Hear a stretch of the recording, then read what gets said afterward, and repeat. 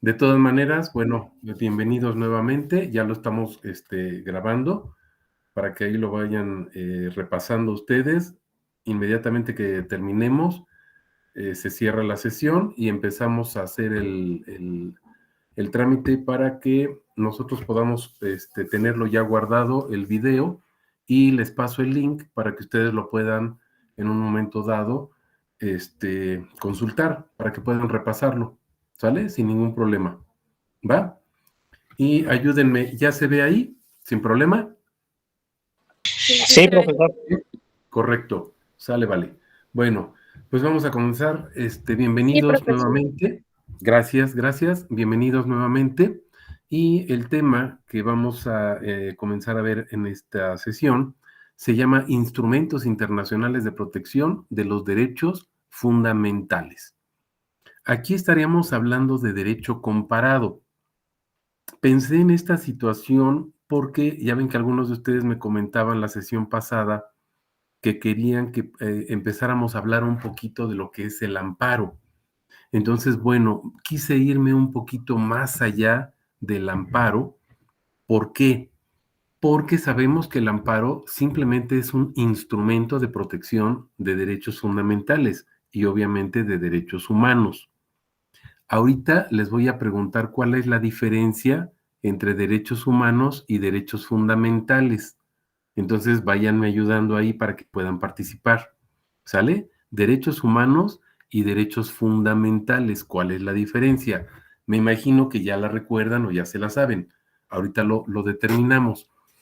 Pero cuando hablamos del amparo, solamente es uno de tantos instrumentos de protección de derechos fundamentales.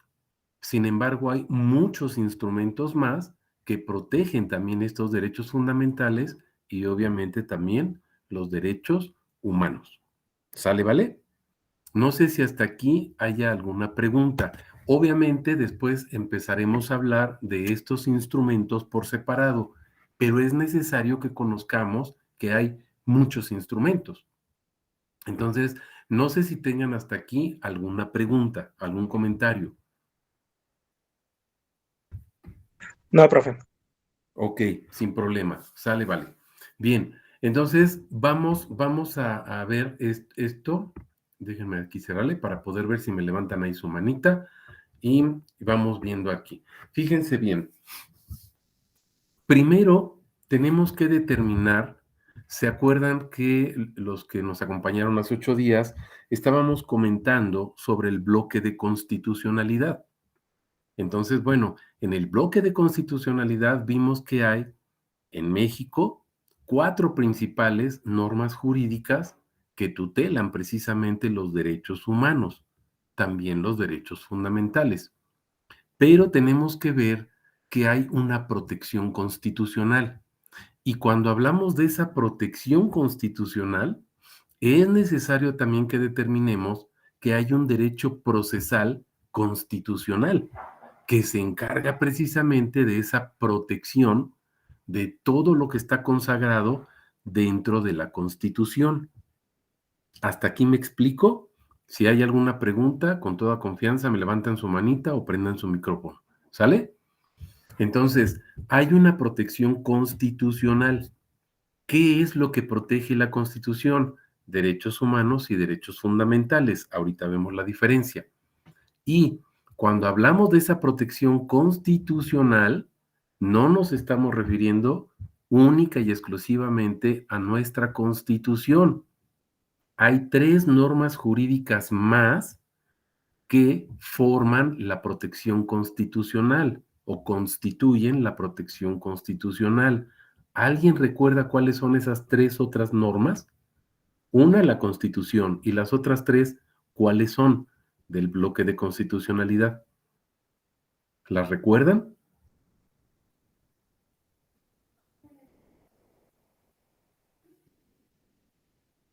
Qué lástima que no les puedo bajar puntos. Sí, adelante, Talía.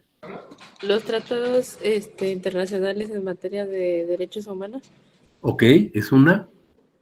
Faltan 2.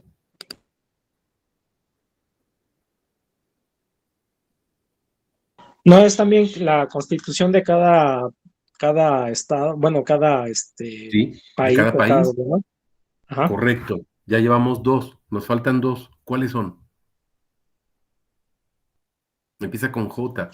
Las jurisprudencias de la Corte Interamericana de Derechos Humanos ¿Ok? y Y las de la Suprema Corte de la Justicia de la Nación. exactamente. Ahí están las cuatro normas constitucionales. Acuérdense que son las que constituyen el bloque de constitucionalidad. Son las cuatro normas constitucionales. ¿Sale, vale? Eso lo tenemos que tener, abogados, pero bien presente. No se les debe olvidar. En cualquier asunto que ustedes lleven de lo que sea, hasta en un arbitraje o en una amigable composición, en lo que sea, obviamente dentro de un proceso, tienen ustedes que tener presente el bloque de constitucionalidad. Por eso quise comenzar con ese tema, bien importante. Y la protección constitucional, a veces pensamos que es nuestra constitución y la ley de amparo. No, la protección constitucional va más allá de la constitución y la ley de amparo. Ya mencionamos ahorita otras cuatro normas jurídicas. Bueno, cuatro normas jurídicas en total. Las constituciones de cada país, obviamente la nuestra, la jurisprudencia de la Corte Interamericana, la jurisprudencia de la Suprema Corte de Justicia, en nuestro caso, o de las Cortes Supremas en cada uno de los países, en América y obviamente en el mundo, y, en cuarto lugar, los tratados internacionales en materia de derechos humanos. Ese es el bloque de constitucionalidad. Y entonces, ese bloque es la protección o lo que constituye o forma la protección constitucional. ¿Me estoy explicando? ¿Alguna pregunta?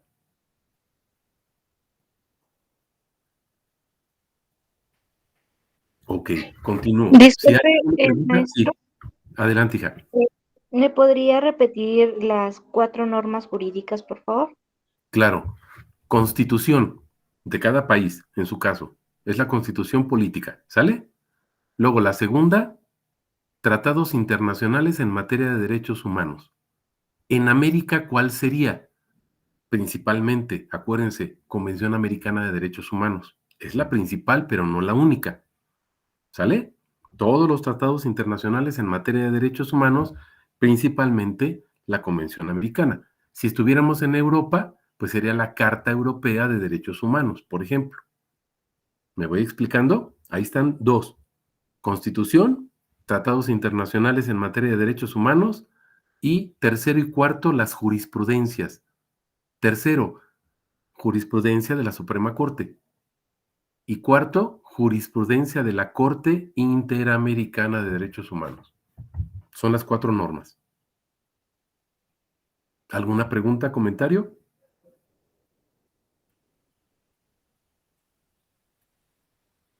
Ok, vamos a continuar. Ninguno, maestro, muchas gracias. De nada. Ok. Este derecho procesal constitucional, muchachos, fíjense, sistematiza diversos instrumentos judiciales para proteger precisamente los derechos fundamentales. Y estos instrumentos se encuentran en los textos fundamentales y obviamente en tratados internacionales. ¿Cuáles son los textos fundamentales o las cartas magnas? Pues las constituciones de cada país, pero también en diversos tratados internacionales. Sin embargo, acuérdense que habíamos visto en el bloque de constitucionalidad que también las jurisprudencias de la Suprema Corte y de la Corte Interamericana de Derechos Humanos. Ahí están todos esos instrumentos. Entre ellos está el amparo, pero no es el único. Hay más medios, hay más instrumentos, hay más documentos, no solamente la ley de amparo, no solamente nuestra Constitución. Cada uno de los tratados internacionales en materia de derechos humanos forman ese bloque de constitucionalidad. Preguntas hasta aquí. No, profe. Correcto. ¿Ya investigaron la diferencia entre derechos fundamentales y derechos humanos? ¿Algún comentario sobre eso? Bueno, entre lo que refiere a los derechos humanos, pues lo podemos reconocer dijéramos a todas las personas en el mundo, o sea, en cualquier parte de cualquier país tienen los derechos humanos, o sea, ¿cómo se dice? Mm, ay, se me fue la palabra. Bueno, a diferencia de las personas, de los derechos fundamentales tiene un alcance nacional, o sea, como que en cada país tiene los mismos derechos humanos, pero dependiendo de la situación que vivan en su país o cómo lo maneje la Constitución. Ok, Dijéramos, derechos humanos en general puede ser a nivel mundial a todos los países que estén en los tratados, en los convenios de derechos humanos en general. Y ok. los fundamentales, pues puede ser independientemente de cada país cómo lo maneje, cómo lo maneje. Ok, Arturo, gracias. ¿Algún otro comentario? Pues sí, no, básicamente que los derechos fundamentales son aquellos que están tutelados directamente por el Estado en la Constitución de cada país y pues los derechos humanos son algo universal que va más allá de la soberanía de cada país, sino simplemente por el hecho de ser humanos son inherentes a nosotros. Ok, bien. Entonces vamos a recordar algo, ¿sale? O bueno, ¿hay algún otro comentario que quieran incorporar? Ok, fíjense, cuando hablamos de los derechos humanos, acuérdense que son inherentes, es decir, son propios del ser humano. Los derechos humanos no están contenidos necesariamente en ningún texto normativo. ¿Por qué? Porque son del ser humano. Inherente quiere decir que es algo propio. Nadie te lo otorga. Simplemente se reconocen tus derechos.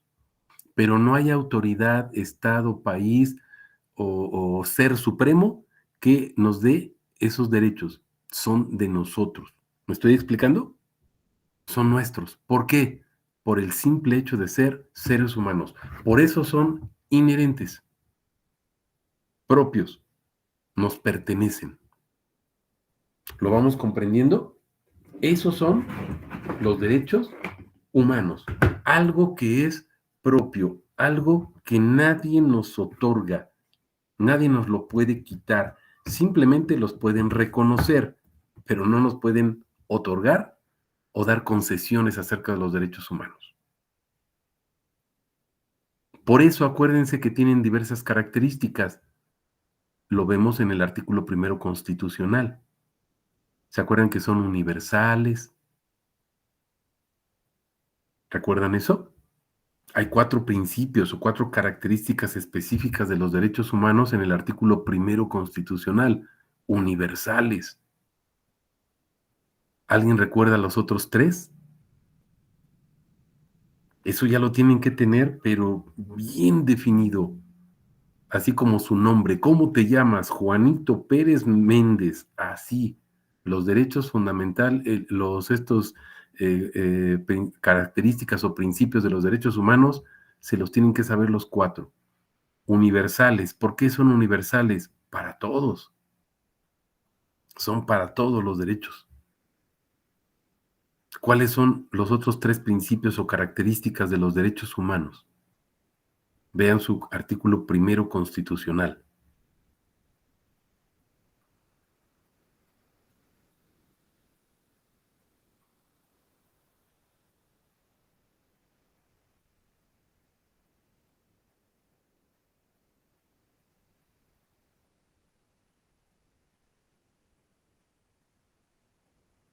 Ahora sí se van a ir Que extraordinarios. no pueden ser suspendidos. No. Principios fundamentales de los derechos humanos y que los caracterizan, les dan su esencia. Están en el artículo primero, acuérdense. Que son progresivos, que son Ok. indivisibles. Ok. Y falta uno. ¿No refiere también a las garantías? No. Las garantías, acuérdense que son herramientas y ya no son individuales, son garantías constitucionales, ¿recuerdan? Son herramientas de protección de los derechos humanos. Artículo primero constitucional, ¿Y vean qué el párrafo segundo. ¿Cuál? interdependencia? Ok, ahí están. ¿Talía los puede repetir? Sí, es universalidad, interdependencia, indivisibilidad y progresividad. Ahí están los 4 principios. ¿En qué párrafo estamos de la Constitución? Artículo primero. Es el párrafo tercero. Perfecto.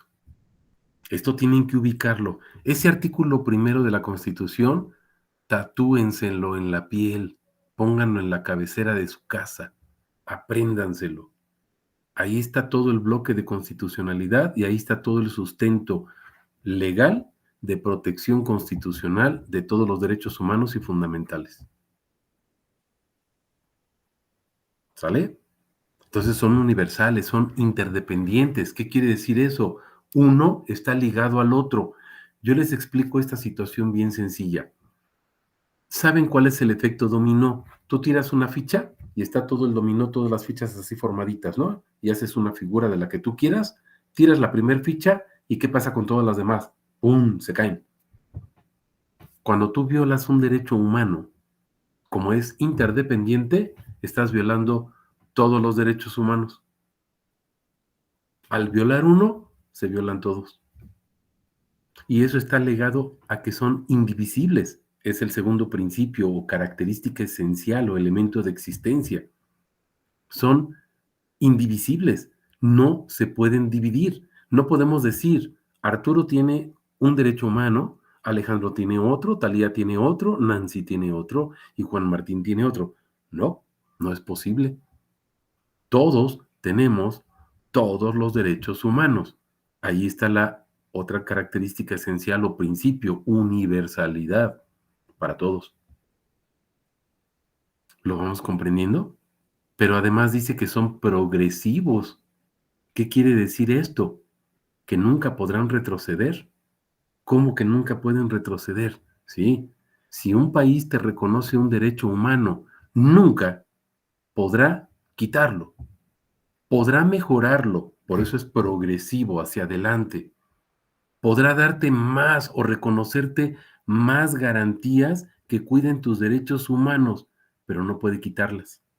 No puede ir hacia atrás, no puede retroceder. Progresivo, siempre hacia adelante. Si no puede darte mayor tutela de tus derechos humanos o derechos fundamentales, entonces por lo menos los tiene que sostener ahí, pero nunca podrá ir hacia atrás. ¿Vamos comprendiendo la protección constitucional? Sí, profe. Perfecto. Esta es la protección. Ahora observen esto. Decíamos que los derechos humanos son inherentes, son propios del ser humano. Nadie nos lo da, nadie los otorga, simplemente se reconocen. ¿Cuáles son los derechos fundamentales?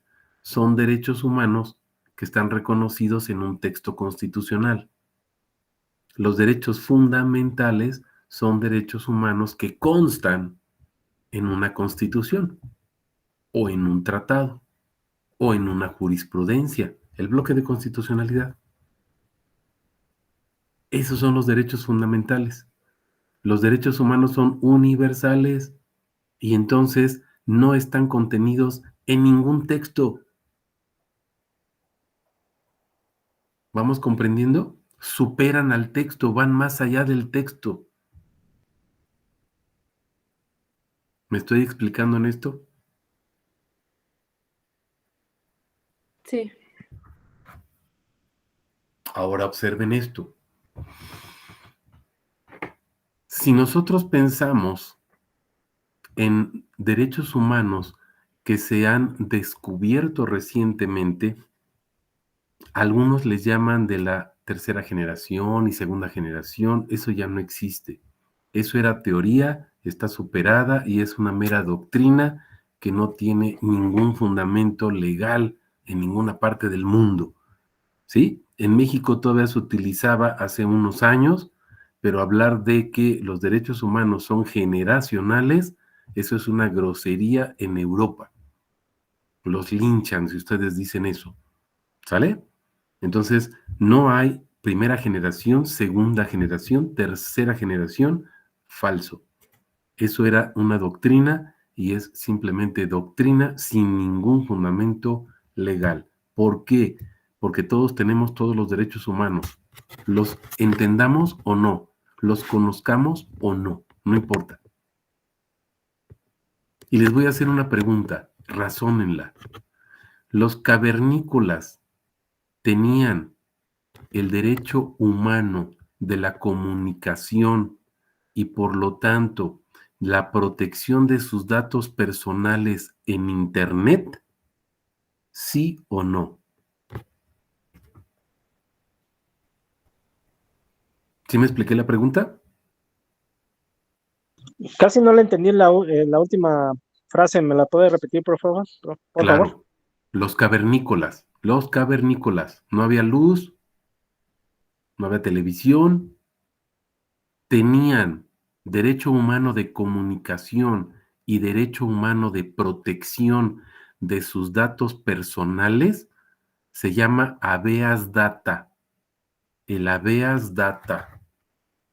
Eso se llama protección de datos personales. Se lo voy a poner aquí y habrá oportunidad de ver estos derechos humanos. El habeas data. ¿Sí se ve ahí en el chat? Habeas data. Sí, sí, se ve. Ok. ¿Tenían ese derecho humano los cavernícolas? ¿Sí o no? Pues yo digo que no, porque pues como tal no había comunicación de esa tecnología. Ok, vamos a hacer de cuenta que Arturo no habló. El que me diga que no, lo saco de la sesión. Pero sí tenían derecho a la comunicación y a la privacidad, porque son un derecho humano. Ujú. ¿Y a la protección de sus datos personales en Internet? Pues como tal, no, porque no, Que no me era dicen algo que que todavía. no, lo saco Yo de la pienso, sesión. yo pienso que en base a lo que acabamos de mencionar, de que sin importar si los conocemos o no, sí la tendría. Así es, porque los derechos humanos, abogados, son universales, propios e inherentes del ser humano, los conozca o no, estén en un texto o no, estén escritos o no. No estamos hablando de derechos fundamentales. Acuérdense que los derechos fundamentales son derechos humanos escritos o contenidos en una norma. Los derechos humanos no están contenidos en ningún texto. Son derechos humanos. ¿Dónde están los derechos humanos? En el hombre, en el ser humano. Entonces los cavernícolas tenían todos los derechos humanos que conocemos actualmente. Sí, ¿por qué? Pues porque son seres humanos. Pero ahora fíjense la diferencia de la pregunta, observen la diferencia. Los cavernícolas habrán tenido el habeas data, que es la protección de sus datos, como derecho fundamental. Como derecho fundamental, ¿qué me contestarían? Que no, porque pues no estaban tutelados y pues ni siquiera existían como los medios para poderlo, este, pensar en siquiera tutelarlo. Excelente. ¿Sí lo comprendimos, abogados? No tenían Sí, derechos maestro. fundamentales. Perfecto. No tenían derechos fundamentales, pero sí tenían derechos humanos. ¿Pero cómo? Porque no estaban escritos en una constitución, pues no sabían ni leer ni escribir, no había papel. ¿Ya se dieron cuenta? No estaban los derechos fundamentales. Por eso estamos distinguiendo derecho fundamental de derecho humano. El derecho humano es propio, inherente del ser humano y no está contenido en ningún texto. El derecho fundamental es un derecho humano que está contenido en un texto constitucional. ¿Ya se fijaron? Por eso la protección, abogados, la protección constitucional va más allá de nuestra Constitución. Acuérdense que también son los tratados internacionales. Aunque mi Constitución de mi país no me reconozca un derecho, si ese derecho humano está escrito en un tratado internacional, entonces es una norma constitucional y por lo tanto tiene protección constitucional. ¿Se dan cuenta?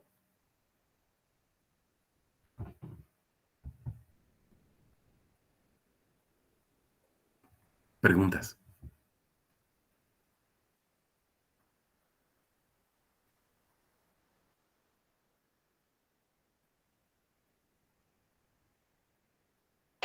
Maestro, Sí, entonces, bueno, los derechos humanos son los derechos que todo ser humano tiene, a sí, pesar de que no lo conozcamos como tal. sí, Y los derechos fundamentales son los que están escritos en un texto sí. y el mismo texto lo ampara para otorgarlos. Así es. ¿Es correcto? Ah, No los otorga, los reconoce. lo reconoce, perdón. Ningún estado actualmente otorga. Antes de la reforma constitucional, si nos vamos antes del 2008, por ejemplo, y vemos nuestra constitución, decía que la constitución otorgaba las garantías individuales, que ya no existen, acuérdense. Ya fue derogado eso, afortunadamente. De hecho, nuestro primer capítulo de nuestra constitución se denominaba así, de las garantías individuales. Era una vergüenza para México, pero bueno, afortunadamente eso ya desapareció. Entonces, las otorgaba el Estado mexicano. No, el Estado mexicano no puede otorgar nada. Nos puede reconocer nuestros derechos, pero no otorgarlos. ¿Por qué? Porque son míos. Es como si yo digo ahorita, a ver, yo soy el Estado, soy la autoridad máxima aquí en la sesión. Entonces, Nancy, le voy a otorgar a usted el derecho de la libertad para que no la vayan a meter a la cárcel. Y también le voy a dar el derecho a la vida. Yo se lo doy.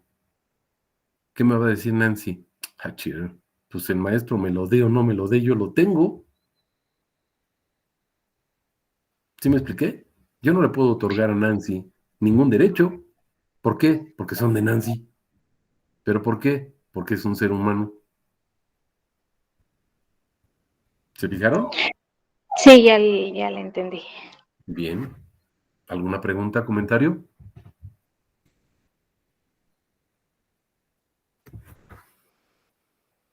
Ok, Ninguno.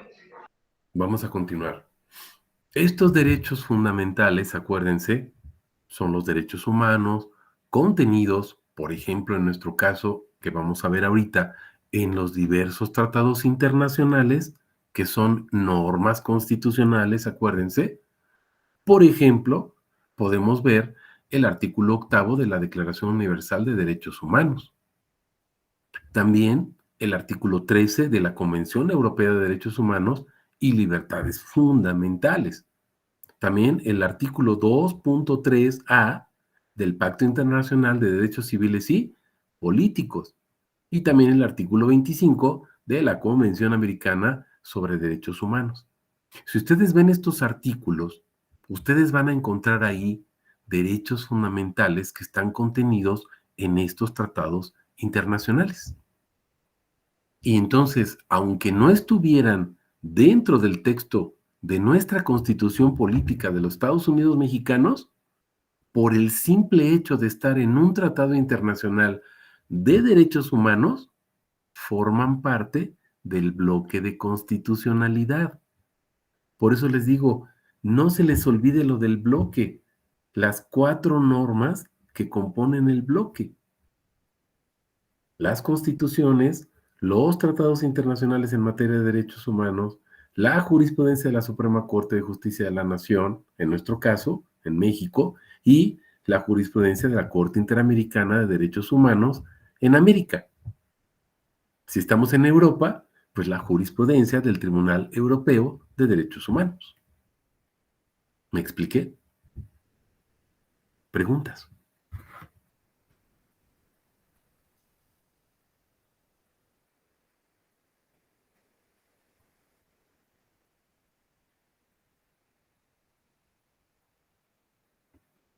Ok, vamos a continuar. Hay una protección, ahora observen el cambio que da o el giro que va dando esta protección que se va haciendo más amplia. Ya hablamos de la protección constitucional. Tenemos textos normativos constitucionales, que son la norma suprema en cualquier país, que protegen o tutelan esos derechos fundamentales.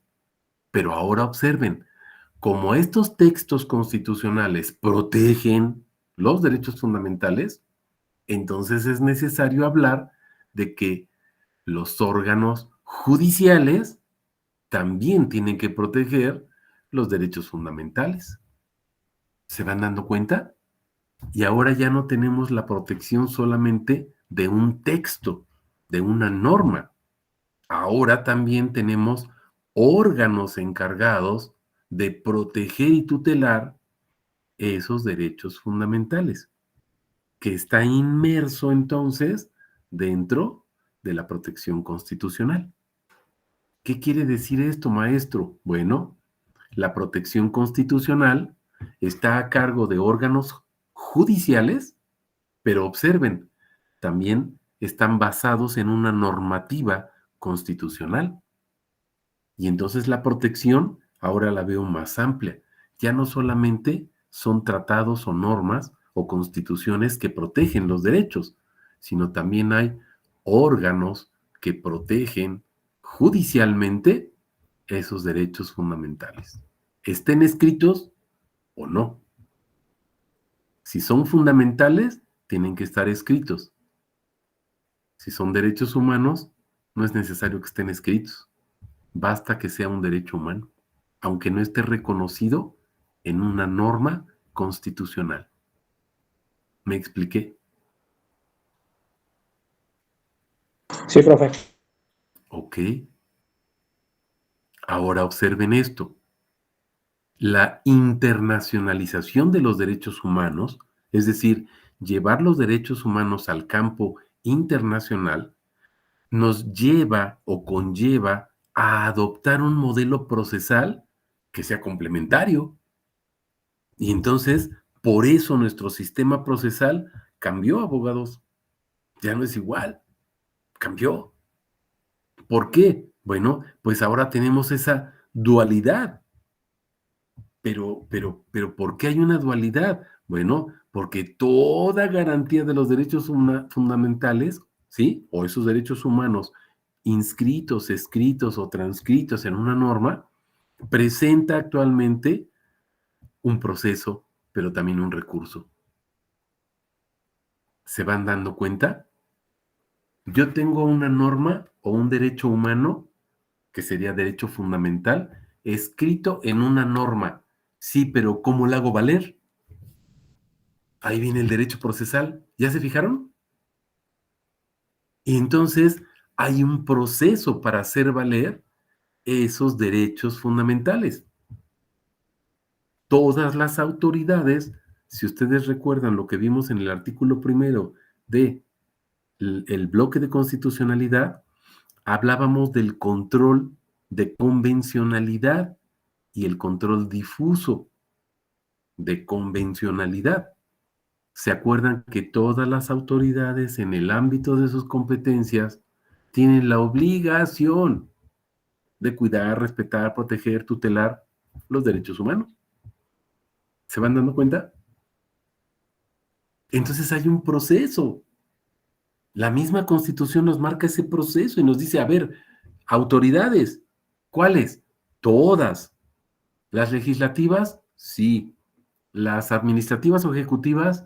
Sí. ¿Y las judiciales? Pues también. Entonces, los tres tipos de autoridades están obligados a cuidar, proteger, tutelar, salvaguardar los derechos humanos. Sí. Ahí está el proceso en la Constitución. Pero espérame tantito. Violaron uno de mis derechos humanos. Ah, bueno, no te preocupes. Entonces tenemos un recurso. Por ejemplo, en nuestro caso, pues el amparo. ¿Se van dando cuenta? Preguntas.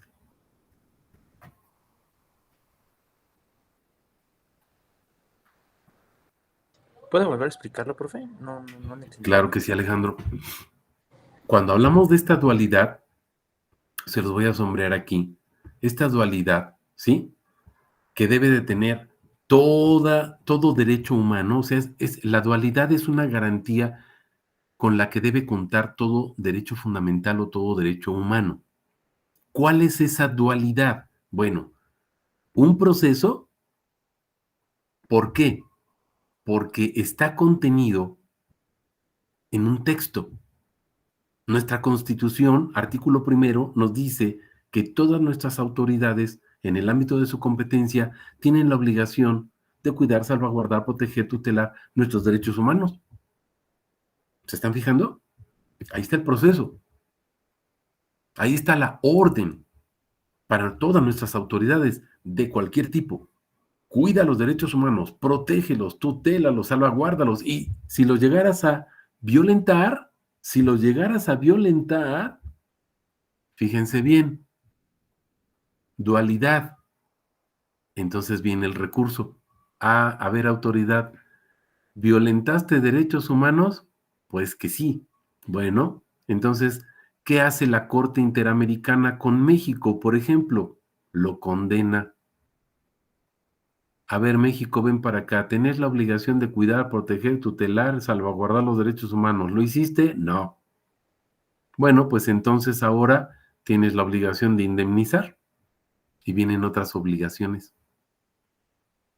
¿Se están fijando? ¿Sí me estoy explicando? Sí. Sí, profe. Abran su artículo primero, para que lo vayan palpando, lo vayan viendo. Abran su artículo primero de nuestra Constitución. Y ubíquenme el control difuso, eso ya se lo deben de saber. Así como dicen, a ver, señálense dónde está su ombligo. Ay, pues aquí. Bueno, ¿dónde está el control difuso de convencionalidad en el artículo primero? La pregunta sería en la Constitución.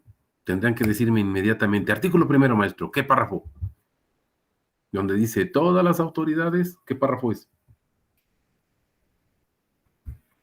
El tercero. Exacto, ya lo habían mencionado hace ratito, ahí también principios. ¿Alguien le puede dar lectura?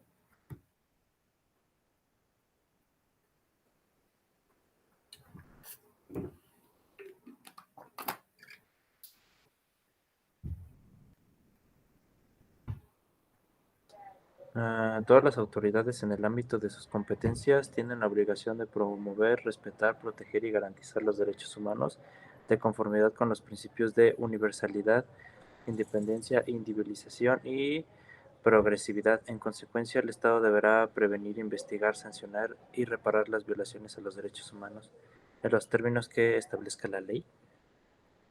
Bien, Alejandro, ahí está la dualidad. ¿Sí la observaron?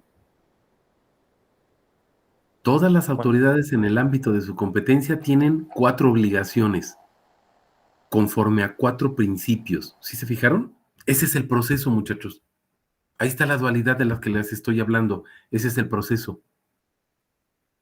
Ahí está el proceso contenido. Esa es la obligación de toda autoridad. Pero dice, pero también, en su caso, hasta reparar, estaríamos hablando de una indemnización. Ahí está el recurso. Cuando la autoridad violentó tus derechos, hay otras 4 obligaciones. ¿Las identificaron ahí en el texto constitucional? ¿Cuáles son las 4 obligaciones que surgen para el Estado cuando nosotros interponemos un recurso? Ubíquenlo ahí en el texto. Prevenir, investigar, sancionar y reparar. Exacto. ¿Ya se fijaron? Tienes que prevenir que no le vayas a volver a violar sus derechos, no nada más a Thalía, a cualquier persona. Cuidadito, Estado mexicano, ¿eh? ¿Se están fijando? Cuidadito, Estado mexicano, porque alguien ya promovió, no fue Thalía, fue Arturo el que promovió su recurso ante la Corte Interamericana. Bueno, pues a Thalía y a Arturo no les vas a volver a violentar sus derechos. Pero a Alejandro y a Nancy tampoco. Oye, pero ellos no promovieron el recurso. No importa, son seres humanos. ¿Se están fijando? Prevenir. ¿Y luego qué más? ¿Cuál es la segunda? Investigar. Investigar. ¿Cómo le puedo hacer, Estado mexicano, para que no vuelvas a violar esos derechos? Investiga para que todas tus autoridades se sujeten y se sometan y no vayan a seguir violentando. ¿Se están fijando? Y luego la tercera, Sancionar. vas a quedar sancionado, Estado mexicano. Te voy a sancionar. Te voy a imponer un castigo. Pero además de sancionarte, Estado mexicano, viene otra reparación, la cuarta. Violaste el derecho humano de Nancy, repárale el daño.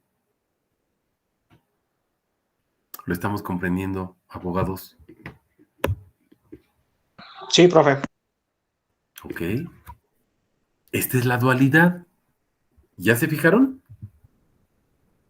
¿Dónde está esta dualidad? No está en nuestra Constitución. Así decían muchos. ¿Cómo que no? Lo acabamos de ver, artículo 1, párrafo 3. Ahí está la dualidad, ahí está el proceso, ahí está el recurso. Oye, pero ahí no dice las palabras proceso ni recurso. Pero vean e interpreten este artículo, entiendan que es el control difuso de convencionalidad y van a ver que sí está ahí. Si ustedes le argumentan esto a un juez, el juez va a decir, oh, este cuate sí estudia, sí sabe. ¿Se están dando cuenta? Y no dice textualmente en nuestra Constitución ni proceso ni recurso. ¿Me expliqué? Pero ahí está en el texto constitucional, artículo 1, párrafo 3. ¿Sale, vale? Preguntas. Me surgió una duda. Cuando hablábamos Adelante. de los derechos humanos, mencionábamos que tienen la progresividad. Entonces, Sí, pues se me ocurrió que si hay programas sociales, por ejemplo, impulsados por el gobierno que están eh, promoviendo algún derecho humano y, por ejemplo, hiciéramos un cambio de gobierno y después dejara de llevarse a cabo este programa social, pues igual y no sé si se podría argumentar eh, con base a este derecho humano que pues no debería de quitarse dicho programa social debido a este principio de progresividad. claro. Que el Estado mexicano no puede ir para atrás aunque cambie de gobierno, aunque cambie de partido político, no importa. El nuevo gobierno lo determinamos a través del órgano ejecutivo, pero ¿qué dice el artículo 1? Todas las autoridades ejecutivas, legislativas y judiciales. Cuando la Corte Interamericana condena a México, no condena a la Suprema Corte ni al presidente, condena a México. Y México son los 3 órganos, todas sus autoridades, incluyendo la población. ¿Me estoy explicando? Sí. Hay unos partidos políticos por ahí que se quieren parar el cuello y nos dicen, vamos a imponer la pena de muerte a los secuestradores. ¿Qué creen? Eso es una falacia. No es posible. ¿Por qué? Porque en el periodo de Fox, la pena de muerte fue erradicada de México. Si se vuelve a implementar, es violatoria de derechos humanos. Eso es un retroceso en nuestra legislación. No puede ser posible eso, porque violenta el principio de progresividad. Pensemos que algún partido político ignorante lograra llegar al poder e implementara la pena de muerte en México, el primer amparo que se promoviera inmediatamente, ¿sí? De inmediato se abrogaría esa ley completita o ese artículo completito. y no se aplicaría la pena de muerte. Pero es un secuestrador, aunque sea un marciano, que viniera un ovni en su platillo volador, el marciano E.T., y abdujera a alguna persona y fuera un secuestro extraterrestre, no se puede aplicar la pena de muerte. ¿Por qué? Violenta el principio de progresividad. Me estoy explicando.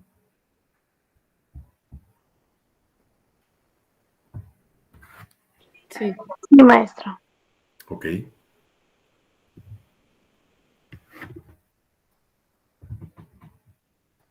Cuando hablamos de ese proceso y ese recurso, vamos a ahondar, vamos a profundizar un poquito en esto que estábamos comentando. Ya les di el fundamento, ¿sí? Ahora vamos a profundizar. Proceso. Cuando hablamos de ese proceso es la tutela de derechos sustantivos que nacen del ejercicio de la acción. Yo puedo accionar, puedo promover un amparo, puedo promover, por ejemplo, una queja ante el Sistema Interamericano de Derechos Humanos para que en un momento dado lo hagan llegar a la Corte Interamericana de Derechos Humanos cuando considero que hay una violación de derechos humanos. Ese proceso que se sigue es porque está en la Constitución, está plasmado. Recuerden esto que les comentaba. Y entonces, al estar plasmado y ser obligación de nuestras autoridades, está plasmado en un texto constitucional o en una ley procesal, está plasmado ese derecho, es cómo yo puedo activarlo eso frente al órgano jurisdiccional y decir, estás violando mis derechos. ¿Se fijaron? Ahí está el proceso. Es una hipótesis, pero ¿qué pasa cuando se violenta? Entonces viene el recurso, fíjense. El recurso es el medio de impugnación vertical que tiene como presupuesto precisamente la existencia de actos procesales que van a agraviar los derechos constitucionales del gobernado. Y entonces puedo promover un recurso porque esa autoridad violentó mis derechos humanos. Tenía la obligación de protegerlos, pero no lo hizo. Entonces yo acciono frente al órgano jurisdiccional, no me hace caso la Suprema Corte, me voy a la Corte Interamericana. Primero paso por el sistema americano de derechos humanos. Y si el sistema considera que hay una violación, a través de esa queja, lo turna a la Corte Interamericana para que la Corte conozca. Hagan de cuenta que es como si llegáramos en materia penal. Para que un juez penal conozca de un hecho delictivo, tenemos que llegar con el MP. Si el MP construye la idea, acuérdense de que hay un delito, hay un probable o un sujeto que probablemente cometió el hecho delictivo y tenemos lo que es un hecho delictivo porque está contemplado como delito, entonces se integran los requisitos de los artículos 14 y 16 constitucionales principalmente y entonces se pone a disposición de un órgano jurisdiccional. Pero si el MP considera en sus criterios de oportunidad, por ejemplo, que esa conducta no es delictiva, sino que debe ser llevada, por ejemplo, a a una oficialía o un medio conciliatorio o un juez de paz en algunas entidades de la República, etcétera. Entonces decimos, bueno, pues es que ni siquiera constituye un delito. A ver, ¿qué es lo que hicieron? Pues le enseñó la lengua y le dijo que era un hijo de su qué barbaridad. Bueno, no se constituye un hecho delictivo necesariamente. Entonces es un criterio de oportunidad. No va a conocer un juez en materia de oralidad, en materia penal. ¿Por qué? Pues porque no hay un delito. Así es el sistema interamericano. Entonces dice, a ver, aquí realmente no hay una violación de derechos humanos, entonces no lo envío a la Corte Interamericana. No estoy diciendo que el sistema interamericano sea un ministerio público, es más o menos la función, para que la vayamos comprendiendo, de lo que sucede cuando nosotros queremos llegar a la Corte, porque a veces pensamos que podemos llegar de manera directa. No, nuestra queja pasa primero por el Sistema Interamericano de Derechos Humanos, lo analizan, ven si realmente hay una probable violación, y si la hay, entonces se envía a la Corte, y la Corte ya entra al estudio de fondo, y en su caso determinará si existe o no existe dicha violación. Ahí está el recurso. El recurso, acuérdense, En su más amplio sentido, lato sensu, lo estamos viendo como un medio de impugnación vertical. ¿Vertical por qué? Porque vamos a un superior jerárquico. Vamos al superior jerárquico. Por eso es vertical. Acuérdense que hay medios horizontales, medios de impugnación o medios o recursos, ¿no? Horizontales. Pero este sería uno vertical. Vamos hacia el superior jerárquico, para que en su caso, acuérdense lo que vimos en el artículo primero constitucional, repare el daño. Tiene que reparar el Estado mexicano el daño. ¿Me expliqué hasta aquí, abogados? Sí, profesor, de mi parte sí está claro. Ok, preguntas, comentarios. Pero el recurso ya sería lo último, ¿no? Como nos había comentado. Claro, claro que sí. Primero está la obligación. Si el Estado mexicano cumple con su obligación, bueno, pues entonces no será necesario llegar al recurso, porque se siguió procesalmente y no va a ser necesario que yo accione ante el tribunal. ¿Por qué? Pues porque cumplió. Pero en el momento en que transgrede el derecho humano, entonces surge el proceso, surge mi acción, acuérdense, dentro del proceso tiene que haber una acción, yo estoy promoviendo y ¿cómo lo hago? Promoviendo el recurso. Entonces, proceso y recurso están ligados. Procesalmente tiene que estar contenido ahí en el texto constitucional y entonces viene ahora el recurso. Yo acudo al órgano jurisdiccional verticalmente, el superior, para que en su caso obligue a esa autoridad a repararme el derecho. ¿Cómo lo va a reparar? Si es posible que me entregue ese derecho o ese beneficio de ese derecho nuevamente, pues lo tendrá que hacer. Me privó de mi libertad, que te deje en libertad, pero además te tiene que reparar el daño, tiene que indemnizarte. ¿Me expliqué? Sí, ya un Preguntas. poquito más claro. Vientos. Ok. Ahora, fíjense en esto. Cuando hablamos de estos recursos y de estos procesos, vamos a ver que hay países de jurisdicción constitucional concentrada. Bueno, ¿qué quiere decir esto? Bueno, vamos a verlo. Esta forma concentrada de protección constitucional y por lo tanto habla de países con una jurisdicción constitucional concentrada, quiere decir que sus tribunales tienen esta concentración constitucional. ¿Qué quiere decir esto o a qué se refiere? Los tribunales o la llegada a los tribunales es mediante recursos o quejas constitucionales. ¿Qué quiere decir esto? Tiene que estar en la Constitución. Hay algunos países que para que puedas acceder a este tipo de recursos, tiene que estar necesaria y forzosamente en su constitución. Y por lo tanto, su constitución hace alusión a estos medios de protección. Por ejemplo, bueno, pues tenemos ahí Alemania, Polonia, Eslovenia, Alemania, lo repetí, perdón, Austria, Bélgica, España, Hungría, Rusia. Todos estos países tienen una forma de jurisdicción constitucional y para acceder a estos tribunales constitucionales es necesario que esos recursos o esas quejas estén implementadas en el texto de su constitución. ¿Sale?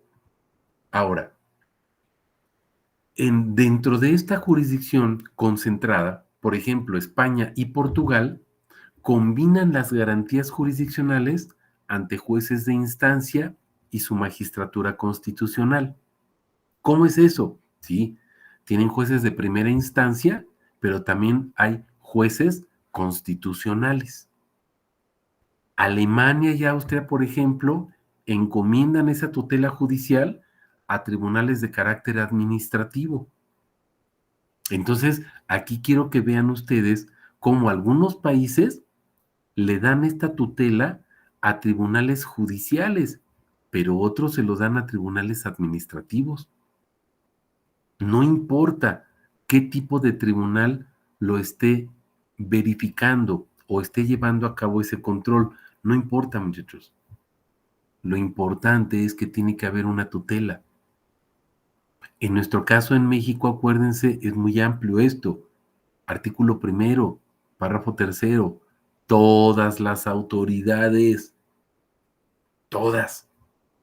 Y en México nuestro control está a cargo del órgano judicial, no de los órganos administrativos. Por eso, por ejemplo, en materia laboral, ahora tenemos jueces, ya no son árbitros. ¿Por qué? Porque se estaban violentando derechos de carácter laboral, derechos humanos de carácter laboral. ¿Me voy explicando? Sí. Ok. Ahora, para tener acceso a esos recursos constitucionales, acuérdense que estamos hablando de la jurisdicción constitucional concentrada. Me regresé a una postal para que recuerden eso. Entonces, para tener acceso a estos recursos constitucionales, primero tienes que agotar medios de defensa ordinarios. ¿Ya se fijaron? México, por ejemplo, te permite que accedas al medio de control constitucional como lo es el amparo, pero tienes que agotar el principio de definitividad. ¿Qué quiere decir esto? Que tienes que agotar tus recursos ordinarios primero. Hay excepciones también en el plano internacional. Por ejemplo, en España, ¿ya se fijaron? Si hay inexistencia de un medio idóneo, o sea, no hay un medio, no hay un recurso ordinario, entonces en España te puedes ir directamente al recurso constitucional. En Eslovenia, por ejemplo, si se considera que la violación de ese derecho es irreparable, entonces no es necesario que agotes tampoco tus recursos. Acuérdense que estamos hablando de los recursos en el derecho comparado, no solamente el amparo. Entonces, recursos de carácter internacional que de alguna manera se asemejan a nuestro amparo. Sabemos que en México también, si ese derecho humano es irreparable, la afectación que sufrió ese derecho, pues entonces no es necesario que promovamos ningún recurso ordinario. Podemos irnos directamente al amparo. Por ejemplo, en materia penal. En materia penal, acuérdense, no es necesario agotar recursos ordinarios. ¿Por qué? Porque si te privan de la libertad, pues es irreparable. Ya te privaron de la libertad. No te van a reparar la libertad. ¿Cómo te la reparan? Ah, pues dejándote libre otra vez. Sí, pero la violación es irreparable. Ya te privaron de la libertad. Eso no se puede reparar.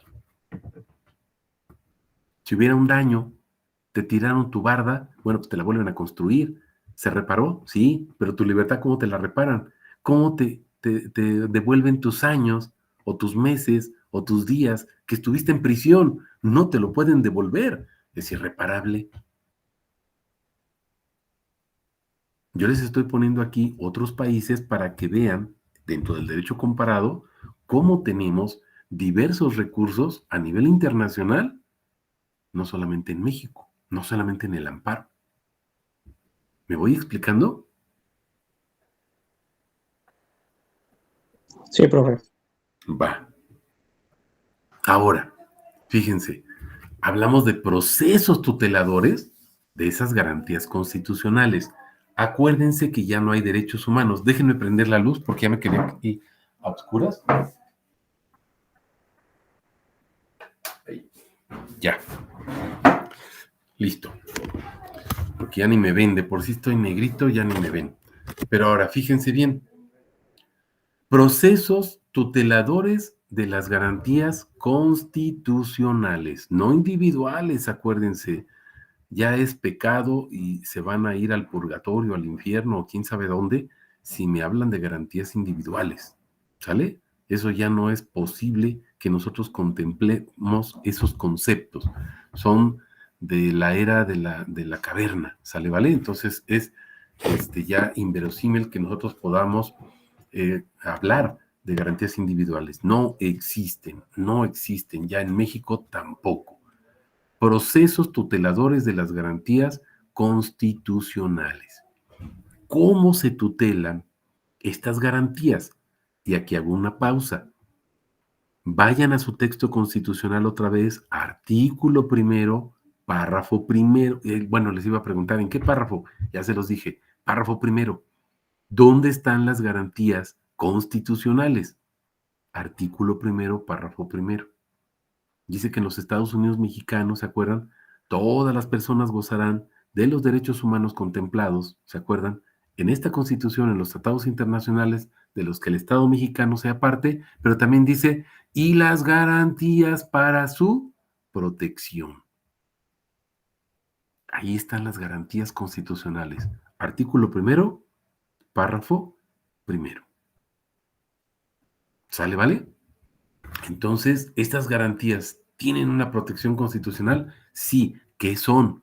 Son herramientas de protección de los derechos humanos, en su caso, de los derechos fundamentales. ¿Sale, vale? Ahora, observen algo. No puede hablarse internacionalmente de un molde clásico de estos procesos. O sea, no tenemos un molde y decir, todos los pasteles que hagamos van a tener una forma de arbolito, de, no sé, de un emoji sonriendo, o de un perrito, o de un triángulo.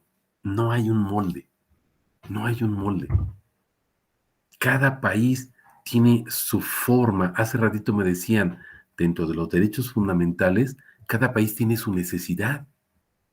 Cada país tiene su criterio, su forma de conducirse. Sin embargo, el pastel tiene que ser de chocolate.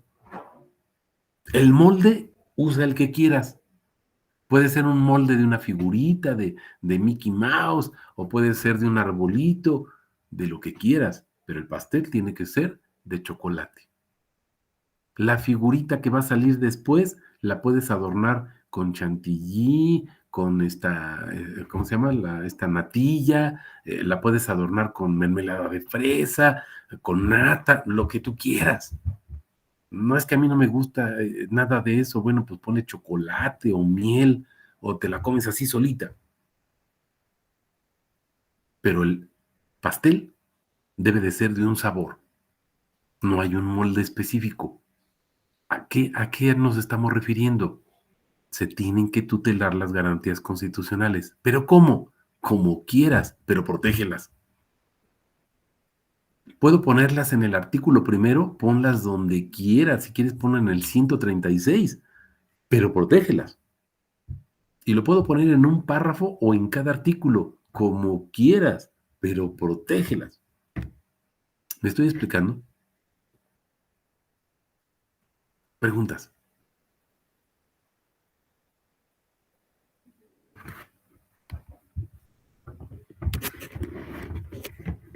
Ok. ¿Por qué es esto? ¿Por qué varía? ¿Por qué no hay un molde? ¿Por qué no un tribunal, el europeo, la Corte Interamericana, por qué no nos dicen, a ver, esto se va a hacer así, así y así? Muy sencillo. Se los voy a sombrear aquí en nuestra presentación. Porque la problemática de cada país es diferente. Y entonces la problemática de cada país determina la forma y los principios procesales que sean propios, pues para cada país. Entonces no podemos tener la misma problemática en Alemania que en Chile o en México. La problemática va a ser diferente. Tutélalo como quieras, pero tutélalo. Acuérdense, el pastel tiene que ser de chocolate. Pero, ¿qué figurita y de cuántos pisos lo hacemos? Como quieras.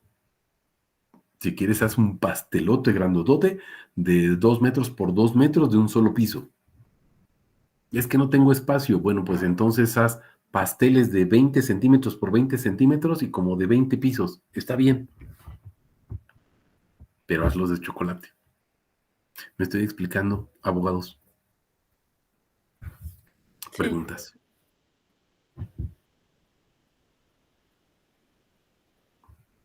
Ok. Ahora observen esto. Dentro de esos instrumentos tuteladores de garantías constitucionales, vamos a tener diversos instrumentos. A ver, o sea, ¿cómo? Bueno, yo quisiera que me ayudaran a buscar, ahí pónganle en San Google, ¿qué es un instrumento? Pero pónganle ahí instrumento.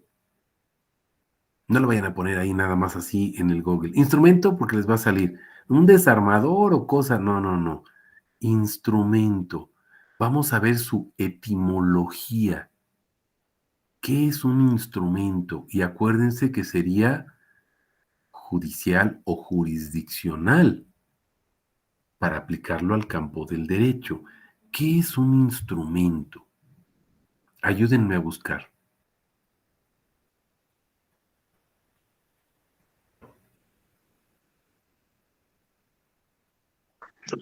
Bueno, yo lo que encontré dice instrumento un instrumento es un documento que contiene una declaración de voluntad de una persona con respecto a un acto jurídico.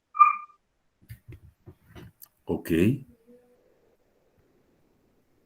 ¿Sí lo comprendimos? Ajá, dice puede ser cualquier tipo de documento, incluyendo un contrato, una carta o un decreto o una ley. Ok. Entonces está hablando de un documento.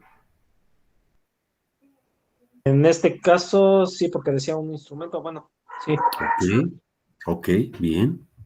Entonces puede ser un documento. Ahí está. ¿Qué más? ¿Encontraron algo más? Dice, en el ámbito del derecho, un instrumento es toda documentación, prueba, material o papel con que se justifica o se prueba algo. Ok. ¿Lo podemos repetir, Talía? Mm, Es toda documentación, prueba, material o papel con que se justifica o se prueba algo. Ok. Entonces es un medio probatorio. Ya no solamente un documento. Aquí como abogados empezamos a recordar, a ver, si es un medio de prueba, hay muchos medios de prueba, no solamente hay documentos. ¿Se están fijando? Entonces el instrumento no se refiere solamente a un texto, a un documento, va más allá todavía. Por ejemplo, si hablamos de los medios probatorios, tenemos la documental, pero también tenemos testimonial, confesional, pericial. Y entonces la idea, muchachos, crece. ¿Se van dando cuenta? La idea crece. ¿Me voy explicando? Ya cuando hablamos de estos instrumentos, no estamos refiriéndonos exclusivamente a qué, a un texto, va más allá. Y entonces vean, esa protección constitucional, entonces ya no solamente es que esté como derecho fundamental en un texto constitucional, lo vamos comprendiendo, ahora ya va más allá todavía. ¿Me explico? Y si no está en mi constitución, no te preocupes. ¿Puede estar en algún tratado internacional? Pues sí. Y si no estuviera en un tratado internacional, pero se considera que es un derecho humano, porque ya en Europa, porque ya en la Corte Interamericana se está mencionando ese derecho humano, no nuevo, porque no es nuevo, simplemente se descubrió. A ver, maestro, explíquenos eso. Voy a hacer un paréntesis aquí. La teoría, por ejemplo, de, no sé, la ley de la gravedad, ¿se inventó o se descubrió? Se descubrió porque ya estaba. Pues entonces no es nueva, ¿verdad? Porque ya estaba. Algo nuevo es algo que acaba de salir. Hoy fui a la panadería y vi que estaban haciendo un pastel. Pues ese pastel es nuevo, porque ayer no existía, pero hoy sí. Eso es algo nuevo. Pero los derechos humanos no son nuevos. porque existen desde que existe el ser humano. Hace ratito comentábamos, los cavernícolas tendrían su habeas data, por supuesto. Pero ¿cómo? Si ni siquiera había luz, pues porque son seres humanos. No habíamos descubierto ese derecho de habeas data, pero ya lo tenían. Y si llegara a descubrirse actualmente un nuevo derecho humano, no es nuevo derecho humano. Doctrinalmente está mal, así nos dice la doctrina. Es que es un nuevo derecho humano. No, no es un nuevo derecho humano, simplemente es un derecho humano que no había sido descubierto, pero ahora ya lo conocemos. ¿Me expliqué? Entonces, de nuevo, ¿qué tiene? Nada. Simplemente es derecho humano no descubierto. Ahora ya lo conocemos y podemos hablar de él. Oh, qué bien. ¿Me expliqué? Preguntas, comentarios. Entonces, en pocas palabras, ¿cómo sería, profe? Cuando hablamos de estos derechos humanos, recuerden la palabra inherente. Inherente es propio del ser humano, le pertenece a él. ¿Desde cuándo el ser humano es ser humano? Pues desde que existe. ¿Cómo cuántos años? Pues no sé, pero son miles de años. Pero es que la constitución de tal país dice que, pues la constitución, ¿y de qué año es esa constitución? Pues de 1917. ¿Y eso qué tiene que ver? El ser humano existe no desde 1917. ¿Desde hace cuántos años existe?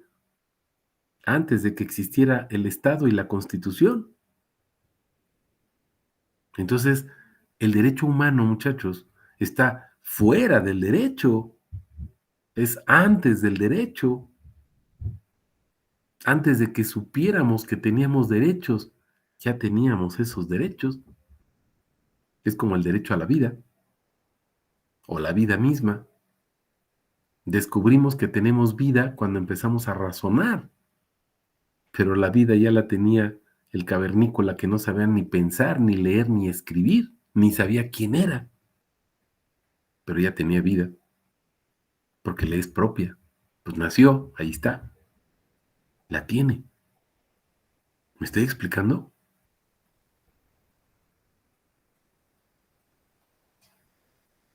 Por eso el instrumento va más allá, obsérvenlo. El instrumento no solamente está contenido en un documento, va muchísimo más allá.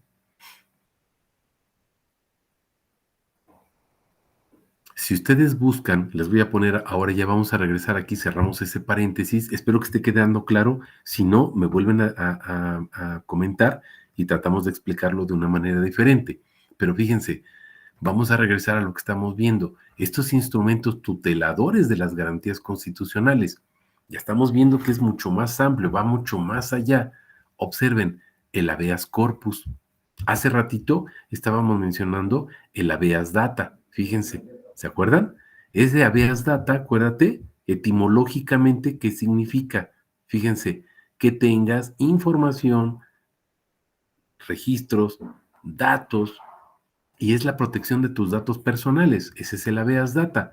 Y regreso al primero que estamos mencionando aquí, el habeas corpus. ¿Qué significa etimológicamente? Observen que tengas el cuerpo. ¿Sí se fijaron? Etimológicamente es que tengas el cuerpo. Ah, caray, ¿y cómo es eso, maestro? Sí, así de sencillito, que tengas el cuerpo. Cuando una persona desaparece, muchachos, porque una autoridad la privó de su libertad, Ayotzinapa, maestro, bueno, ese o cualquier otro caso, ¿sí? Cuando una persona desaparece, muchachos, las autoridades tienen una obligación. Todas las autoridades del tipo que sean, militares también, judiciales también, son policía ministerial también, el Ministerio Público también, un juez de lo penal, de oralidad del Estado, o sea, de Salsipuedes también. Todos, todos, todos tienen esa obligación. Muéstrame el cuerpo, a quién tienes detenido ahí en esos separos. ¿Me estoy explicando? Entonces, muchachos, el habeas corpus es un instrumento tutelador de las garantías constitucionales, sí. Y el habeas data, también. ¿Cómo funciona el habeas corpus? Vuelvo a repetir, cuando alguna autoridad, la que sea, militar, no militar, judicial, extrajudicial, administrativa, la que sea, en el torito, maestro, es una autoridad administrativa, la que sea, te priva de tu libertad. Inmediatamente un juez penal, en materia de amparo, ¿sí? Se promueve el amparo y le dices, oye, fulanito desapareció y parece ser que un juez, parece ser que está en el torito, una autoridad administrativa, parece ser que un militar, el que sea, ¿sí? Lo tiene detenido. Cuando ustedes promueven este amparo indicando el habeas corpus, abogados, la autoridad tiene la obligación de mostrarte inmediatamente a la persona. Muéstrame el cuerpo. O que tengas el cuerpo. ¿Por qué lo tienes? Autoridad, justifícame inmediatamente por qué lo detuviste.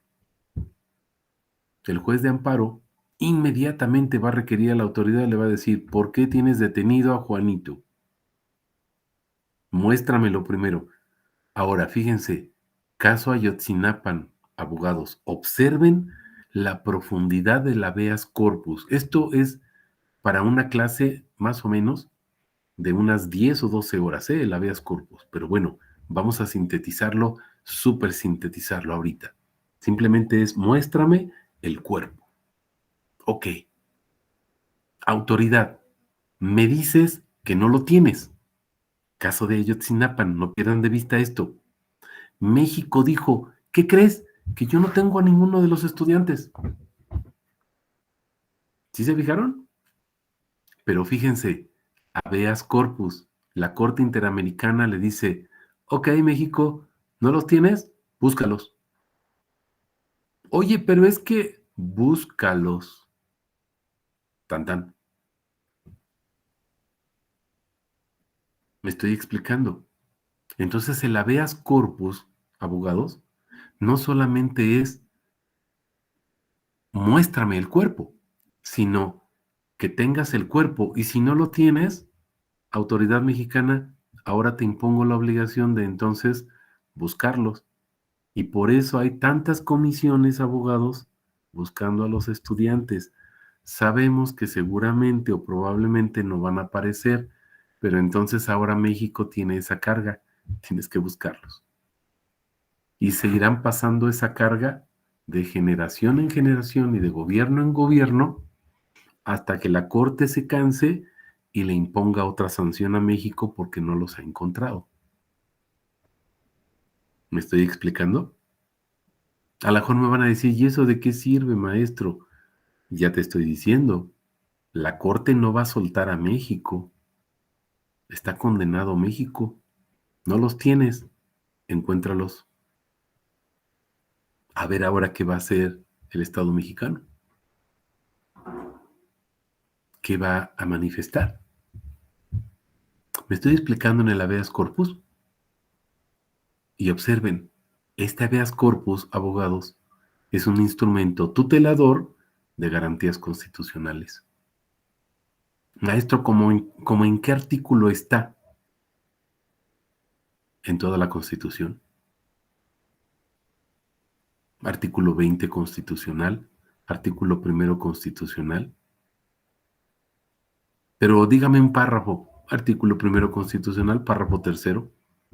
Oiga, maestro, pero ahí no dice habeas corpus, dice todas las autoridades en el ámbito de su competencia tienen la obligación de, ya vimos, proteger, tutelar, garantizar los derechos humanos y en su caso reparar. Ahí está el habeas corpus. Pero no está en nuestra Constitución, maestro, pero es un instrumento internacional, abogados. ¿Ya se fijaron?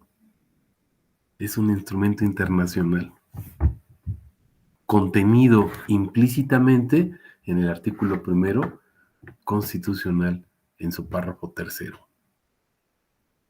¿Me estoy explicando?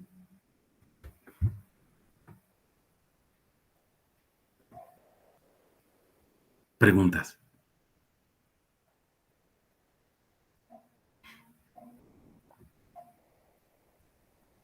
En el caso de que no, bueno, de que ya sea sancionado México por una acción de ese, bueno, que por ese incumplimiento, ¿qué tipo de sanciones pueden ser sometidas, o económicamente, no sé, de qué forma lo pueden sancionar a México? Sí, generalmente son económicas.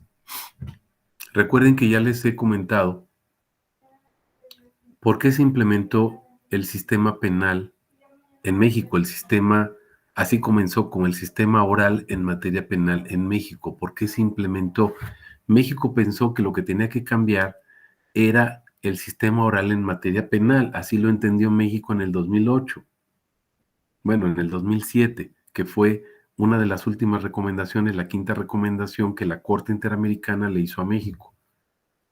Y entonces México dijo, bueno, nomás le cambio ahí, yo le modifico algunas cositas. ¿Y qué crees? Que no era nada más en materia penal, era en todo el sistema. Y entonces observen ustedes, abogados, que México hace un cambio en el 2008, luego otro cambio radical en el 2011, y sigue habiendo cambios y cambios y cambios y cambios y cambios, y todo nuestro sistema actualmente es oral. A lo mejor me va a decir Arturo, pero no me está contestando, maestro. Sí, lo que pasa es que la contestación a esta pregunta es muy amplia, porque la pregunta es muy amplia. ¿Cómo sanciona la Corte Interamericana a México? Bueno, recuerden cómo sancionó a México para que cambiara su sistema. Recuerden que le dijo al Banco Mundial, suspéndele a México todos los créditos de manera inmediata. Y segundo, Banco Mundial, inicia procedimiento judicial contra México para cobrarle la deuda externa. ¿Y qué creen que hizo México? Que cambia su sistema. Esa es la sanción. ¿Me expliqué, Arturo? Sí, profe. Bueno, sí, no, pensé que también habían, como embargos o, dijéramos como cuando Estados Unidos en el ámbito pesquero, bueno, Sí. en esa área les quitaba, bueno, bueno, no tengo bien la palabra, pero creo que sí les embargaba Sí, la pesca o un algo así, embargo, por ejemplo. Ah, ok. Sí, Es gracias. que la Corte Interamericana, Arturo, la Corte Interamericana condenó a México varias veces y le dijo, México, tienes que cambiar tu sistema. Y México le hacía así. Así como cuando les digo, estudien, todos me dicen, sí. Y luego les pregunto y no estudiaron. Entonces, México, ¿qué decía? México estudia. Sí. Segunda recomendación, México estudia. Sí. Te voy a multar. Pues ya ni modo, sale, ponle la multa. No hace caso. Va. Tercera recomendación, México, no me estás haciendo caso. Hazlo. Sí, ya, ahora sí, ya. Bueno, ponle otra multa. Sí, está bien. Va. Cuarta recomendación, México, no has hecho caso. La primera recomendación, abogados, fue en 1980. ¿Ya se fijaron? Desde 1980 tenemos que haber cambiado nuestro sistema. O sea que se esperó como 27 años, 28 para poder hacer el cambio. Pues se tardó. ¿Cuál fue la quinta recomendación? Así como cuando a Arturo le dicen, Arturo, tiende tu cama. Sí, Arturo, tiende tu cama. Sí, ya casi. Arturo, tiende tu cama. Y ahí viene el ultimátum. Quinta recomendación. México, cambia tu sistema. Si no, Banco Mundial suspéndele todos los créditos a México. ¡Paz! Y además inicias procedimiento judicial, para inmediatamente que México te pague la deuda externa. Entonces México obedeció, porque México es bien obediente. O sea, en ese ultimátum no se llevó a cabo, o sea, nada más fue el ultimátum. Y entonces ya No, ahí. ya no se llevó a cabo, porque Ajá, México ok. obedeció. Porque a Ok. México le decían, ándale, mira, te voy a embargar, bueno, sí, sí. Pero cuando le dijeron, quedan suspendidos todos los créditos, ¡wow! Ya no se llevó a cabo. Muchos dicen, ay, estaba el Fox en ese caso, en ese tiempo, perdón, ahí estaba el Fox. Y el Botas, como no sabía, pues ya despectivamente, ¿no? El Botas, como no sabía nada de derecho, pues entonces accedió a cambiar el sistema. No, muchachos, Fox, supiera o no supiera, de todas maneras lo tenía que cambiar. Hubiera estado quien hubiera estado, López Obrador, hubiera estado quien sea, Enrique Peña Nieto, el que sea, tenía que cambiarlo. No le quedaba de otra a México. No era una decisión del presidente, era de México, todo México. ¿Me estoy explicando? O lo cambiaba o le suspendían todos los créditos y tenía que pagar la deuda externa de manera inmediata. ¿México podía hacer eso? No. ¿Quieren castigar ahora a un chamaco? Te voy a pegar. Sí, pégame. No vas a salir con tus amigos. No me interesa. Pues ya me conecto a través del celular. Y le dices, te quito el celular. No, sí, ya. Esa es la amenaza, la mayor amenaza que le puedes hacer a un adolescente. Te quito el celular. No, ya, pobre. Hago lo que quieras, trapeo, barro, pinto la casa. O sea, pero no me lo quites. Lo castigas, pégales, dile de cosas, está bien. Quítale el celular, no, eso no, es sagrado. Cuando a México le dan este ultimátum, no le queda de otra, lo hace. ¿Me expliqué? Esas son las sanciones que puede aplicar la Corte Interamericana. Por eso a México ya lo condenó en el caso de Ayotzinapa, decíamos, y ya le dijo, ¿no los tienes? Porque fue una salida muy buena la de México, ¿eh? Es que sabes que yo no los tengo, ya pregunté en todas mis autoridades y ninguna de mis autoridades lo tiene. Me lavo las manos. Y la Corte Interamericana le dijo, qué bueno que ya te lavaste las manos, entonces ahora búscalos. Y entonces México se quedó así de, y ahora los tiene que buscar. No le queda de otro.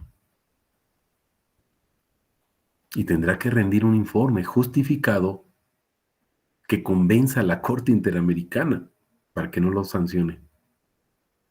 Pero ya lo sancionó, no importa, ¿lo puede volver a sancionar? Claro que sí. ¿Me expliqué?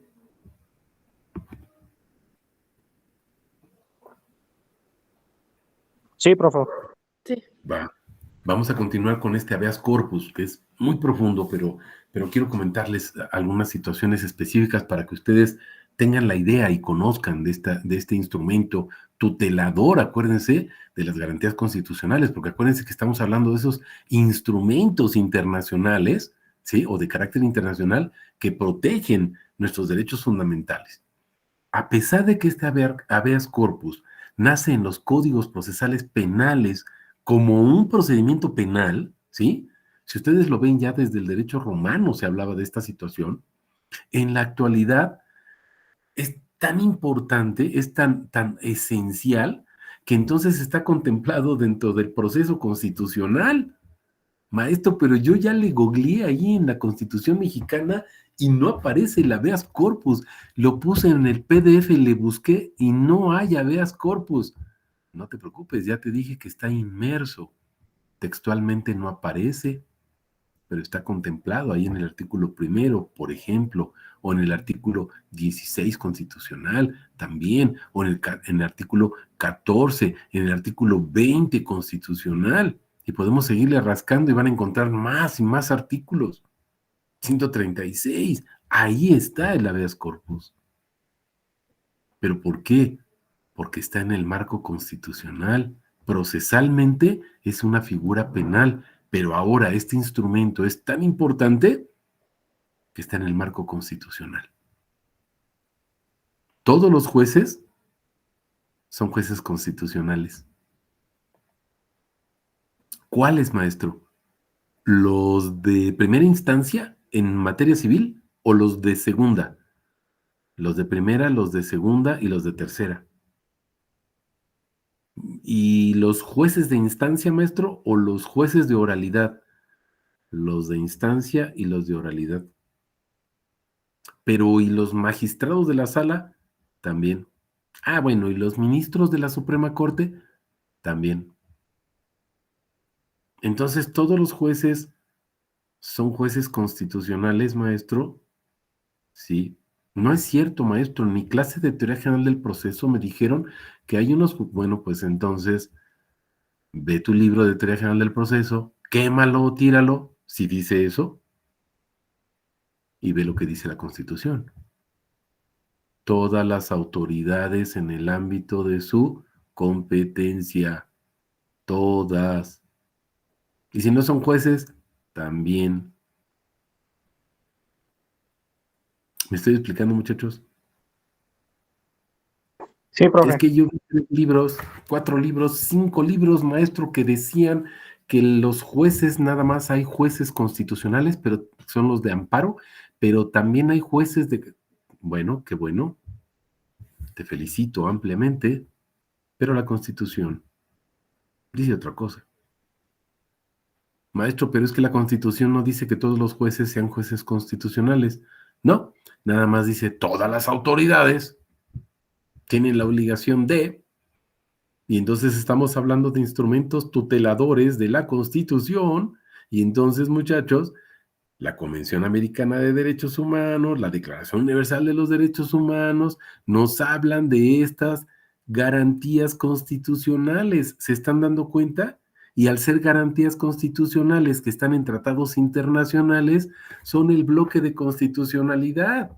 Y entonces son la norma máxima porque son normas constitucionales, incluyendo la Constitución. ¿Qué quiere decir que todos los jueces sean constitucionales? Todos los jueces tienen la obligación de cuidar la Constitución. Eso significa que los jueces sean constitucionales. Todos los jueces tienen la obligación de cuidar la Constitución. ¿Dónde dice eso? En el artículo 1, en su párrafo 3. Pero no dice todos los jueces, pero dice todas las autoridades. Y todos los jueces, ¿qué son? Pues autoridades. Caray. ¿Me expliqué, abogados? Sí, claro, profe.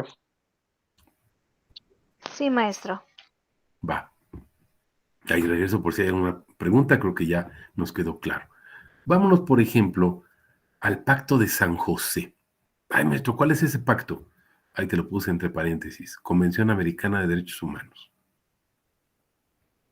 Seguimos hablando de esos instrumentos internacionales de protección de derechos fundamentales. Artículo 7.6 y artículo 25 de la Convención de 1969. La jurisprudencia de la Corte Interamericana sobre el control de convencionalidad como obligación de los jueces. Vas a encontrar un montón de jurisprudencia, pero abogados se van a cansar de encontrar jurisprudencias que hablan de que todos los jueces, no importa su categoría, no importa la materia, no importa su territorialidad, todos los jueces tienen la obligación de cuidar, proteger, tutelar, garantizar y en su caso promover y restaurar y reparar todo lo que vimos del artículo 1, los derechos humanos. ¿Ante qué casos?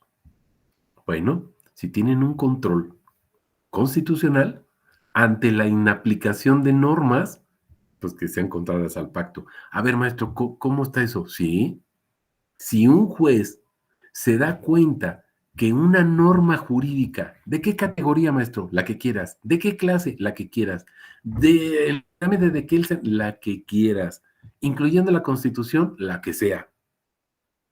Cualquier norma, abogados, que contravenga un derecho humano, es obligación de un juez inaplicarla. No la puede aplicar, porque todos los jueces son jueces constitucionales. Maestro, aunque sea un juez de lo que sea, pero si es penal, lo que sea, y si es familiar, también, y si es laboral, también, y si es juez de oralidad, también, y si es juez de primera instancia, también, y si es de segunda, también, y si es el ministro de la Corte, también. Todos los jueces. Inaplicación de normas que sean contrarias al pacto. Segunda obligación, abogados, fíjense bien, segunda obligación. Para que un juez pueda emitir su sentencia, si ve que esa norma es contraria a la Convención Americana, acuérdate, inaplicación, no la puede aplicar. Y segundo, si está acorde a la Convención Americana, ok, entonces sí la puede aplicar. Pero ahora, segunda obligación, observa, ¿cómo va a interpretar esa norma? No puede interpretarla como quiera. ¿Se están fijando? Tiene que interpretarla acorde al pacto, acorde a la Convención Americana de Derechos Humanos. No, maestro, es que yo le entendí al maestro de quién sabe qué, que nos dijo que es una interpretación conforme, entonces es una interpretación libre que puede hacer el juez, sí, sujetándose a la Convención Americana de Derechos Humanos, y entonces la puede interpretar no como quiera. Puede hacer una interpretación libre, pero sujetándose a lo estipulado en la Convención Americana de Derechos Humanos. Esa es la interpretación conforme. ¿Me expliqué, abogados? Preguntas.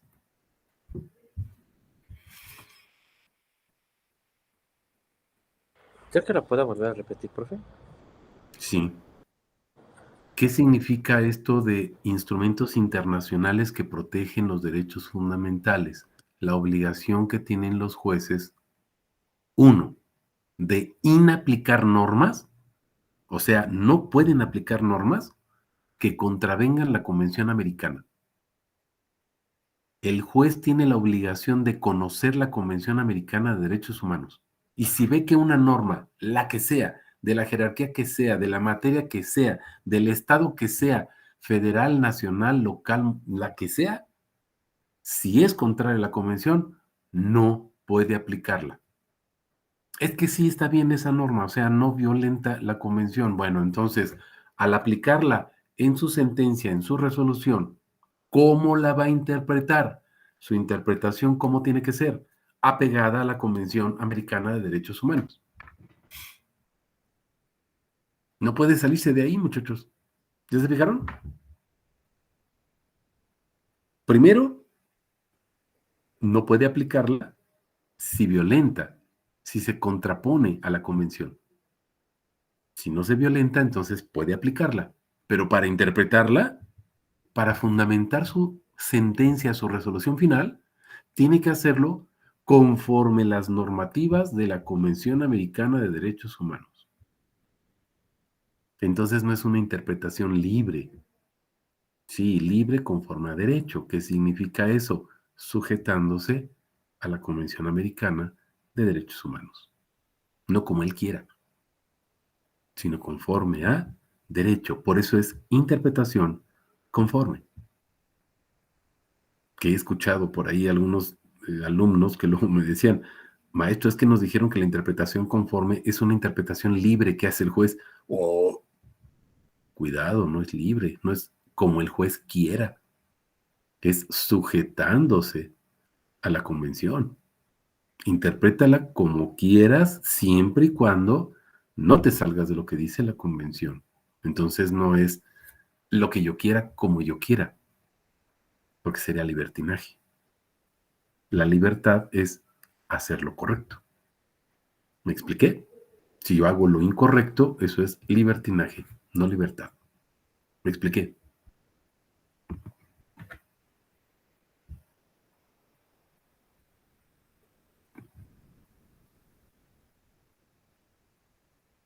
Fíjense.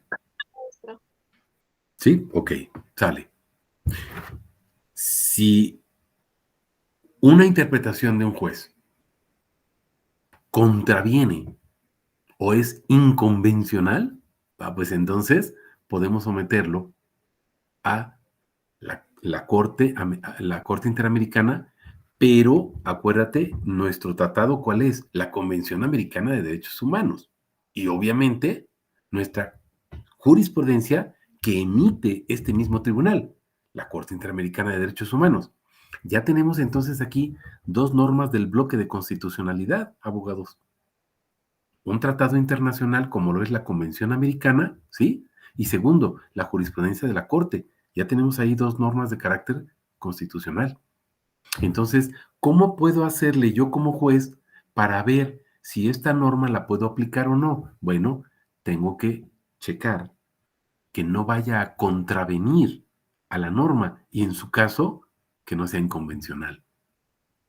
Inconvencional que es que violenta un tratado internacional diferente a la Convención Americana, pero principalmente nuestra convención. De aquí surge el principio pro homine. ¿Se acuerdan que también lo habíamos mencionado? Principio pro homine. El favor libertatis, otro de los principios que están contenidos en el artículo 29, en el inciso B de la Convención Americana de Derechos Humanos. Pueden ser más generosas las interpretaciones que hagan los jueces, pueden ser generosas, pero no pueden ser restrictivas. El juez puede tutelar de más. A veces dicen, es que el juez se está excediendo. No, aquí está el fundamento legal donde un juez puede tutelar una situación, aunque las partes no se lo hayan pedido, cuando el juez considera que pudieran violentarse derechos humanos, muchachos. Y no es que el juez se exceda en sus funciones. Lo que pasa es que acuérdate que todos los jueces son constitucionales porque la misma Constitución les impone esa obligación. No es porque quieran. Están obligados constitucionalmente. Y por todos estos instrumentos que estamos mencionando, el habeas data, el habeas corpus, el control de convencionalidad, el control difuso, esos son los instrumentos que no nos platican muchas veces en las escuelas. ¿Se dan cuenta?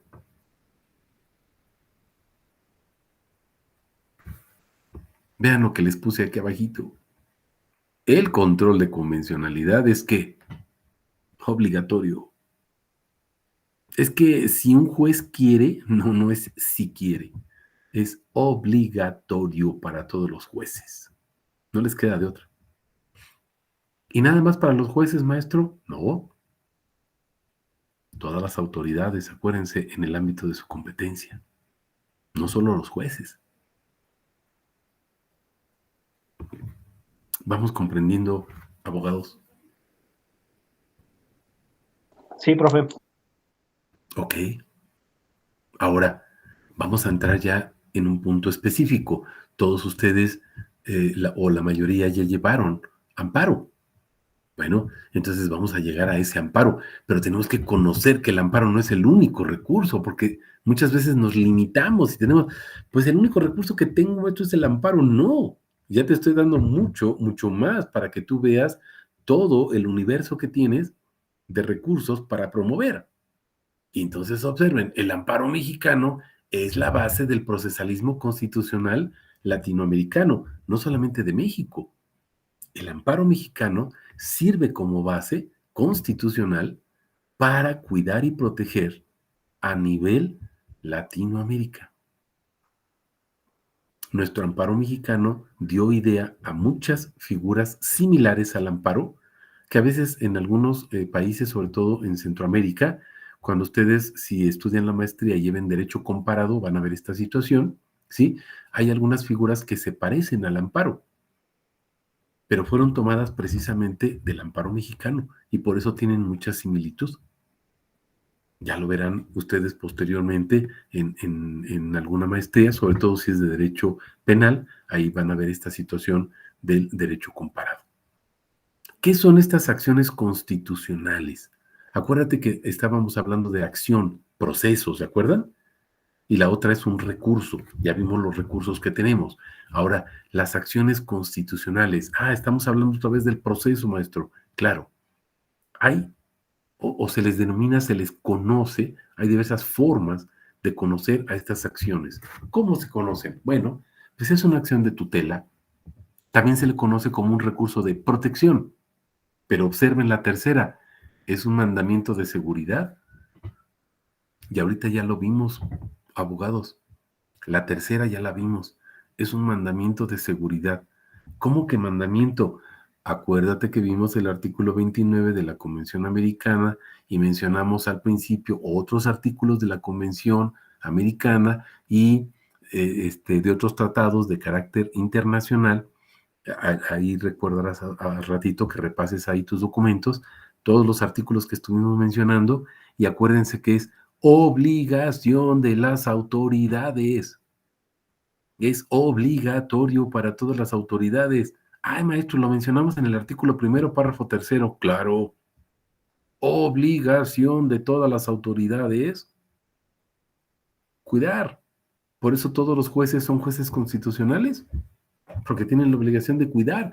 ¿El qué? ¿Pero qué van a cuidar, maestro? Pues todo el procesalismo constitucional, para que no sea violentado. Y si una norma contraviene lo que dice la convención, no la pueden aplicar. Y si no la contraviene, bueno, pues entonces la aplicarán, pero sujetando su interpretación a la misma convención. Maestro, entonces, ¿qué legislación utilizo? Pro homine, la que más favorezca. La que más favorezca. Y en su caso, la que menos perjudique. Acuérdense, principio pro homine. ¿Se están fijando? No solamente es el amparo. Tenemos mucho más. Me voy explicando, abogados. Sí, maestro. Sí. Ok. Entramos entonces ya a nuestro derecho procesal constitucional mexicano. Me van a decir, maestro, ya no nos habló del amparo. Acuérdate que la finalidad era mencionar el amparo, pero darle el contexto que tiene y dónde se ubica en el plano no solamente nacional, sino internacional. Entonces, fíjate, en el derecho procesal constitucional mexicano, nuestro amparo procede generalmente como una acción en México, pero extraordinariamente también procede como un medio de impugnación. A ver, pónganos un ejemplo, maestro, para recordar. Conste, nada más para recordar, porque esto ya lo saben. ¿Sale? ¿Cómo funciona el amparo como una acción, maestro? Pues bien fácil. Una persona que es privada de su libertad y no hay un proceso en su contra. Llega policía ministerial y lo detiene y le dice, traemos una orden. Caray, pero nadie me mencionó que había un proceso en mi contra. Pues, ¿qué crees? Que sí lo hay. Te voy a detener. Que lo detienen. ¿Puedo promover un amparo? Sí. O lo andan buscando. A lo mejor no lo detuvieron necesariamente, lo andan buscando. Oye, ¿sabes qué? He visto a la policía y han estado preguntando por mí y se me hace que me quieren detener. Oye, ¿y tienes un proceso en tu contra? ¿Hay alguna carpeta de investigación? No, no sé nada. Bueno, entonces vamos a promover un amparo. Es un medio de acción, porque no hay un juicio previo. Inicia como una acción. Es la primera noticia que tienes. Inicia como una acción. ¿Ya se fijaron? Otro ejemplo, maestro, en otra materia diferente. Bueno, vámonos, por ejemplo, ¿qué les parece? Materia administrativa. Sale, a ver, materia administrativa. Voy a pensar en una figura. Expropiación. Sale. Llega un decreto y te dicen, vamos a expropiar su terreno porque por aquí va a pasar una carretera, no sé, el metro, el metrobús, lo que quieran. Chispas. No hay un proceso previo. ¿Ya se fijaron? Entonces, ¿cómo procede el amparo ahí? Como una acción, porque es la primera vez que tú acudes a un tribunal para proteger tus derechos. No hay un proceso previo. Entonces procede como una acción. Me expliqué los dos ejemplos. Sí, maestro, sale. Vamos ahora con un medio de impugnación. Va. Estás llevando un proceso, por ejemplo, de un contrato, no sé, a lo mejor un arrendamiento, una compraventa, una pensión alimenticia, te condenan a que pagues y entonces tú presentas tu medio de impugnación, a lo mejor, por ejemplo, una apelación, y en la apelación, en la segunda instancia, te dicen no se haga, tiene que pagar, y tú dices, chispas, pues no quiero porque yo considero que no debo de pagar, y entonces promueves tu medio de impugnación. ¿Cuál es? El amparo. Entonces hay un medio de impugnación, ¿por qué? Porque hay un juicio previo. ¿Ya se fijaron? Hay un juicio previo que no necesariamente, decíamos, tiene que haber un proceso. La impugnación va más allá, inclusive fuera de proceso. ¿Me estoy explicando? Algunos te lo explican de otra Sí, manera y te dicen, bueno, es que es como una acción porque es dentro de un proceso. Bueno, está bien, velo como un recurso si quieres. Y como un medio de impugnación, maestro, pues necesariamente no hay un proceso, es lo mismo como quieras verlo.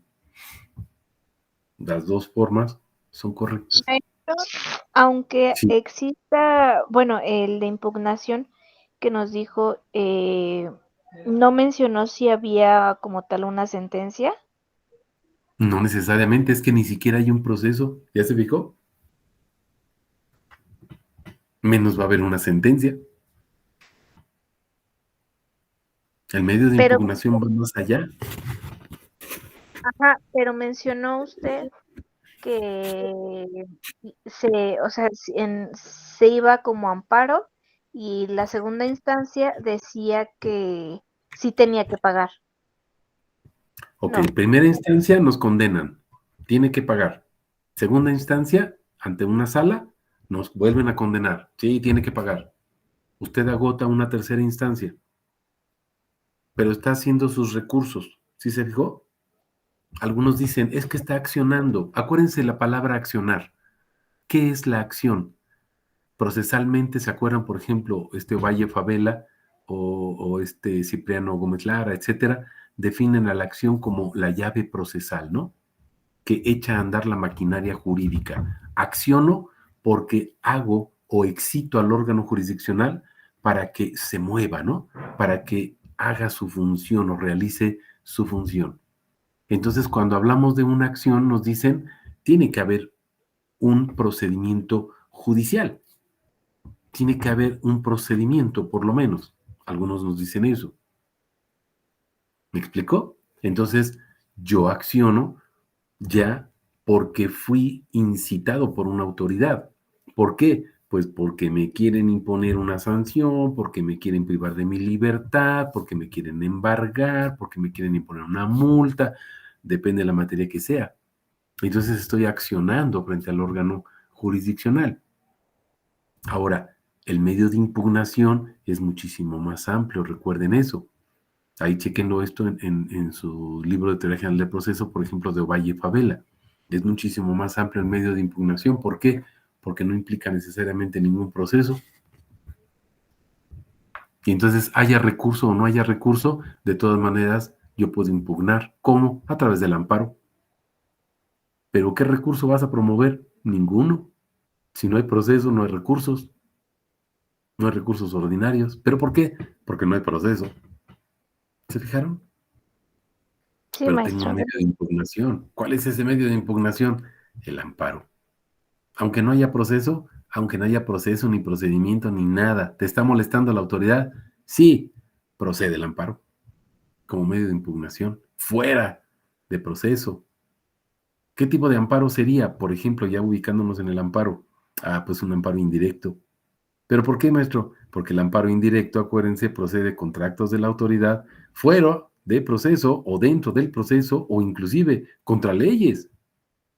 Va a entrar en vigor una nueva ley, amparo indirecto, pero ni siquiera hay proceso. Por eso es un medio de impugnación, porque ni siquiera hay proceso.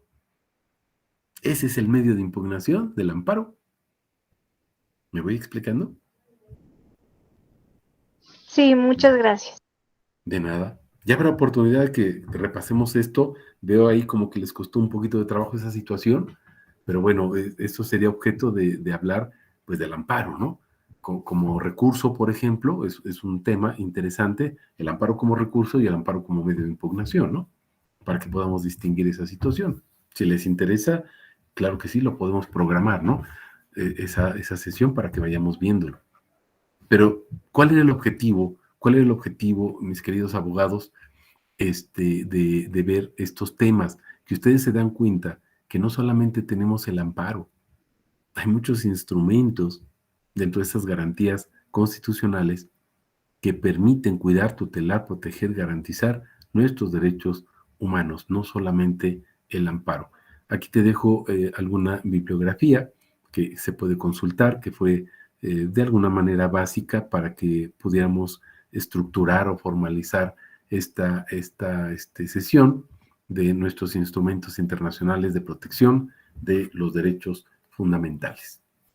¿Sale, mis queridos abogados? No sé si tengan algún otro comentario, pregunta.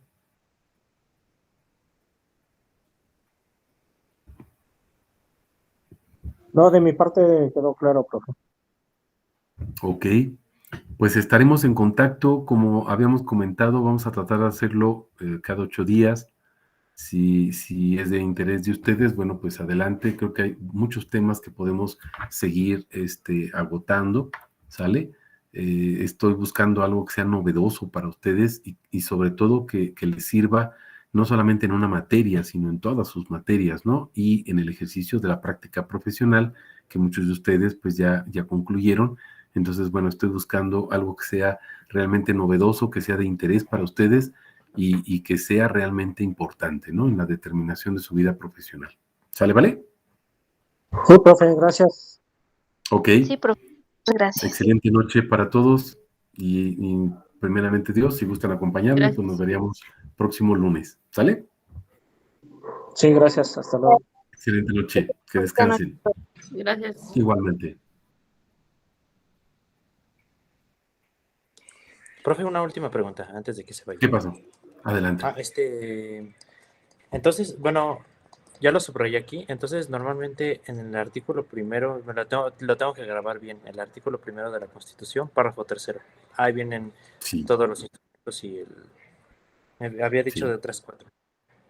Sí, repáselo el artículo primero constitucional para que vea ahí el bloque de constitucionalidad, vea lo que es el control de convencionalidad, el control difuso de convencionalidad y lo que estábamos viendo, ¿no? De esos instrumentos de protección de los derechos fundamentales que aparentemente no están en la Constitución y ya vimos que sí, ahí están en el artículo primero. ¿Sale, vale? Sale. Muchas gracias, profe. Ya era el último. Hasta luego. Gracias. Excelente noche, Alejandro.